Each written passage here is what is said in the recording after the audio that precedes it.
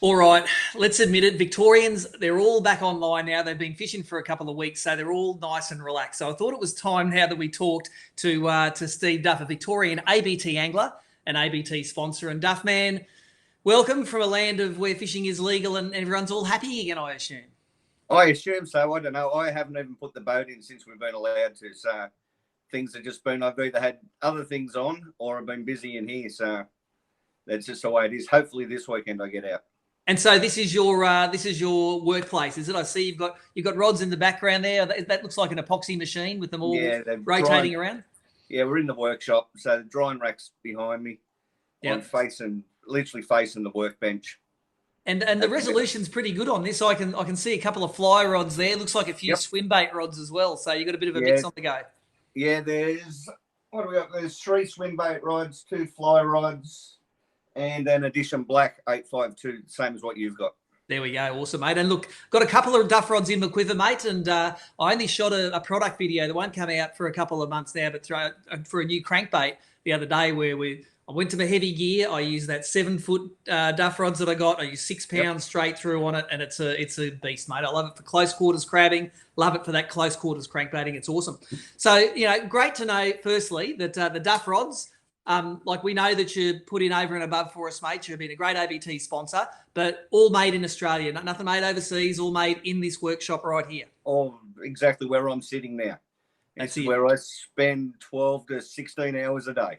There you go, mate. And so isolation really didn't have much meaning for you, did it? No, because it's just me. So I'm isolated anyway. It's right. Look, most people probably prefer that anyhow. Now, the thing that you sponsor for ABT, it's the Duff Rods Rookie of the Year in the Brim. And it's a really interesting award because it only awards people that are doing their first year as an ABT angler in the non-boater, in the Brim. Yep.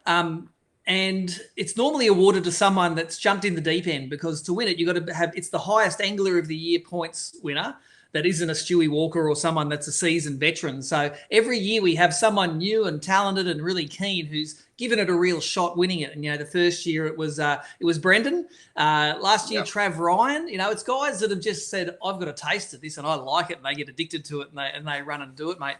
What's your thinking behind beginning it early with those guys? Well, the main thoughts behind it, so we've been sponsoring for ABT for over 10 years now. Yep. And we used to originally, we were given a rod away at each tournament. And then we went to all the grand finals, got prizes, rod prizes. And then we thought, let's do something that actually means something to someone who's just getting into the sport. Because let's face it, most of the guys on the boating side of it have got their rods. They know what they like. They know what they don't like. Yep. The guys coming into the non-boating side of it look at all this and go, well, where do I start? So if we can pull one person out every year, give them 4 rods to keep them kicking on for the next year, get them into it. And these guys, like you mentioned Brendan and you mentioned Travis, both those guys travel the length of the country the year that they won it. Yep. So they're in there, they're doing the long haul with the rest of us. Yep. Let's reward someone who puts the time in and look after them. And both those guys have become really good friends of mine as well. Yeah, no, they're both cracking guys, mate, and great. And I've shared time on a boat with both of them. In fact, I think I was there when Brendan caught his first ever limit, and it was one of the few man hugs I got. Post-COVID, we can't have that anymore. But in those days, I would have caught it 15 times over. He was that happy. Yeah, no, these days it's just elbow wraps, isn't it? That's right, yeah. It just hasn't got the same meaning, has it? No. Mate, the other thing that we know you for is your first shot to fame with ABT is you won the 2005 grand final in the Richmond River at Ballina. It was the first time we'd ever visited that venue, and you snuck up to a sneaky little bend up river and just brought home a really good bag on the last day. That big kicker fish on the last day, it won you the Skeeter boat. And is that still the boat you're fishing out of today? Still the same boat. It's sitting straight here to the left of me now.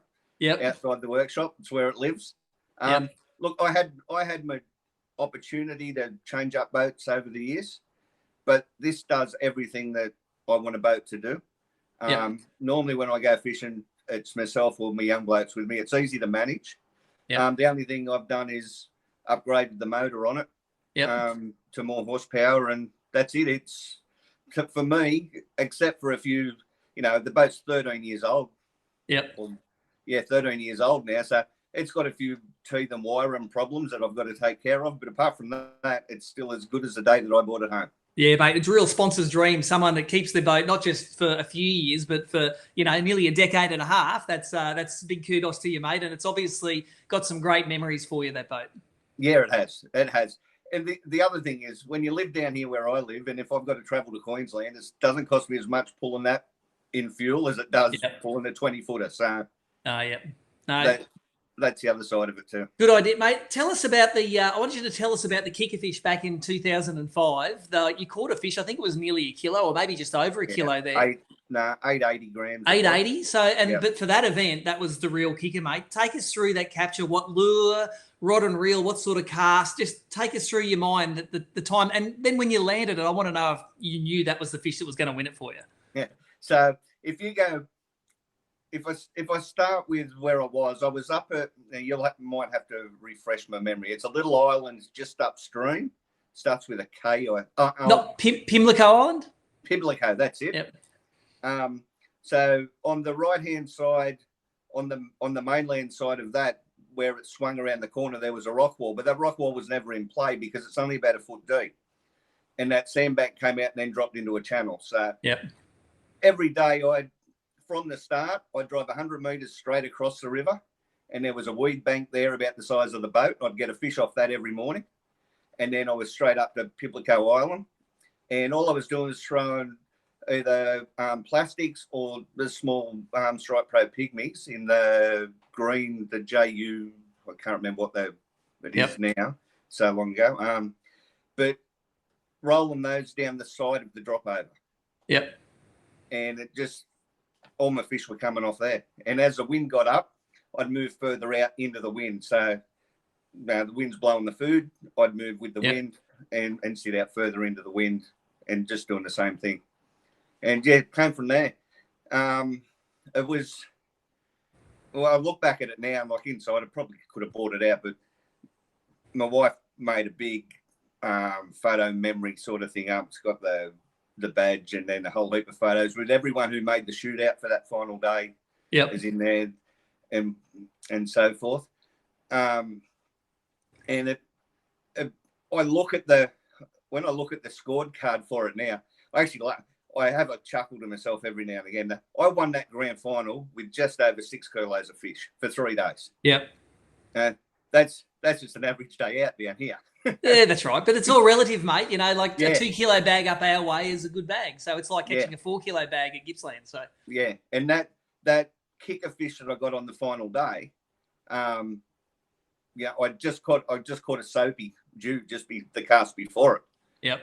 And I thought, oh, not another soapy. And then I saw it. I thought, and I said to Brad, I can't remember his surname, but he was from Western Australia. He was my observer for the day. Yep. And I put it in the net and put it in the boat. And he looked at me and said, I think I've just won this. I said, because I haven't seen a fish like this come in the whole weekend. Yep. Most of them are all like, if you got a 27.5, 28, you were on a cracker. And this was a solid, 32, 33. So. Yep. No, mate, it was good. It was a great event. And it was we had the weigh-in at the footy club at Ballina. And it was the first weigh-in we ever had with like a grandstand at it. So, we had the Reef Science tank. It was actually a pretty good deal. You could drive your boats through and, they were the good old days when towns appreciated that you went there rather than put up all these barriers to you coming, I've noticed over the years that if we wanted to do the same thing nowadays, it'd probably cost us $5,000 in permits and fees and obstacles to get it done. More than likely. And if you remember back to then, like my memory's not as good as it used to be, but that grandstand, it was your typical football grandstand. I'm pretty sure it was pretty full. Oh, yeah. There was nothing in the old days to have 1,000 people at a weigh-in, mate. That was, it was a spectacle. So, and hey, there was, you couldn't do this in those days. You weren't just sitting there looking on Facebook all day. You had to go and do things. So if we were the thing to do in town, then it was happy days. And I remember it as the only weigh-in for the grand final we've ever had that had bikini girls there. They had Evinrude on their tops, I remember. Yeah, the Evinrude bikini girls. Simon also remembers it. Mate, from that, you qualified for the Australian Fishing Championships, AFC, and you did a couple of years on AFC. What was your standout moment on AFC? I know there was some, we had ups and downs during the AFCs. What was your standout moment or your standout fish capture in that couple of tours? Look, probably the first thing with AFC, and anyone that asks, I tell them the same thing. It is the best road trip you'll ever go on. It was pretty fun. It is just the best road trip you can be on. It's awesome. And probably the first round of Foster. I didn't know what to expect of myself in that first year.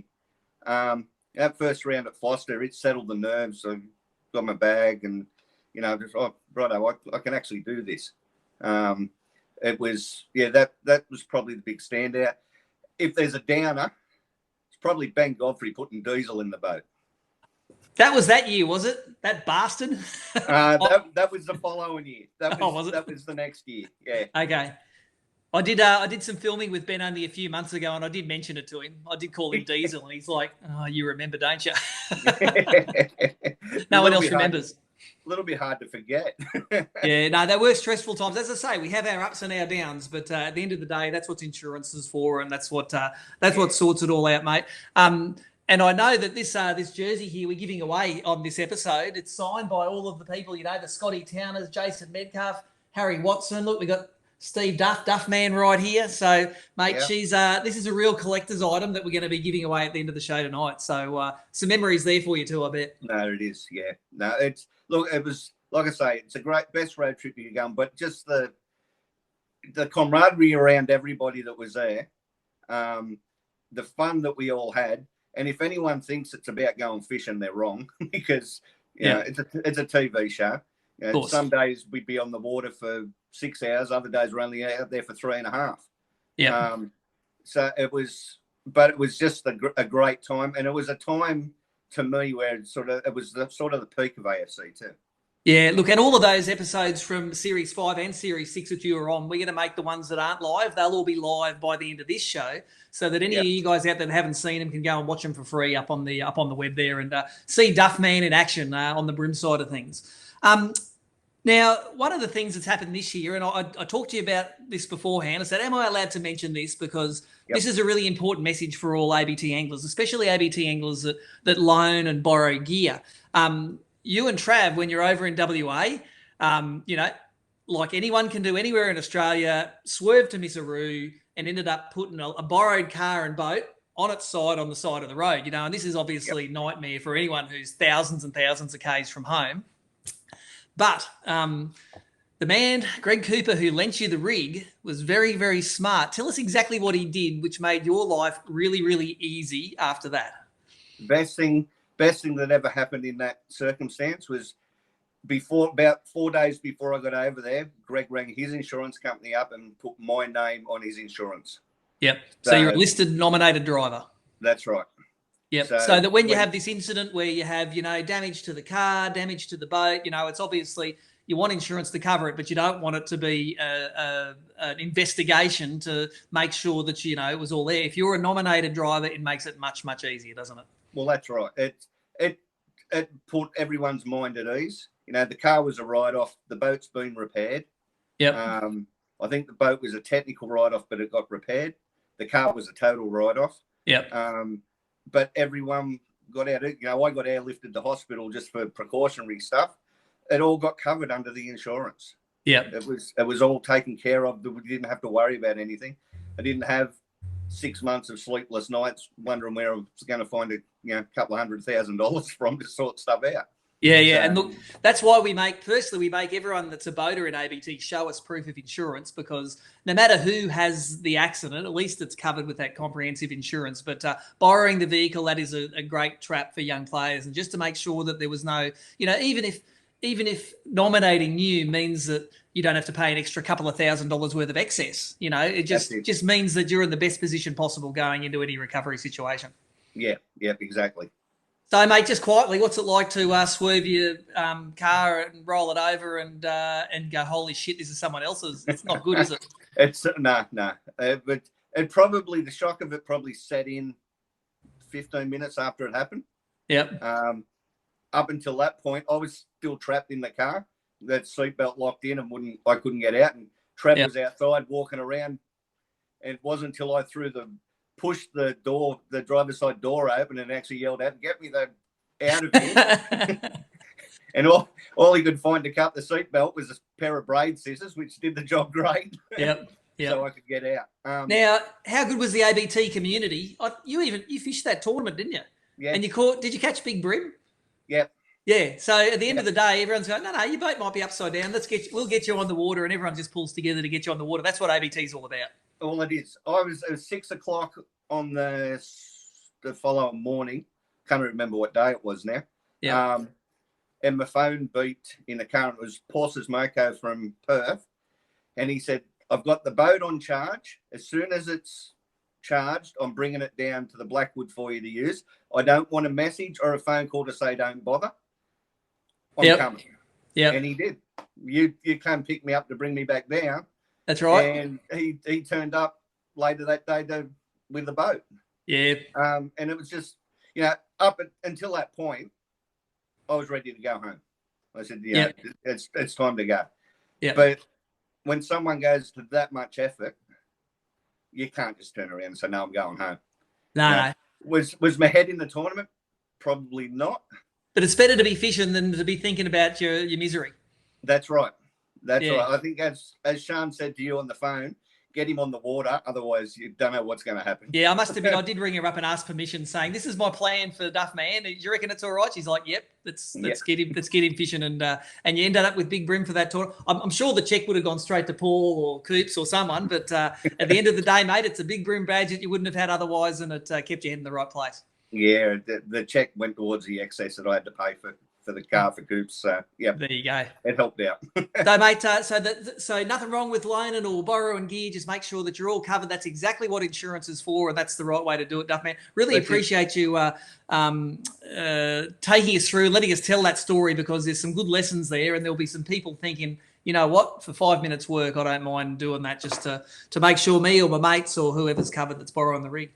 Well, yeah, so from over the years, I found that most people are happy to loan you stuff if you want to go somewhere. So the first year I went to Tasmania, I borrowed boats. Yeah. Going over to Western Australia, I borrowed Coops' boat. Yep. But if you can make sure that they're sound, that they're not going to be left out if something does go wrong, that's the important part. No, that is awesome.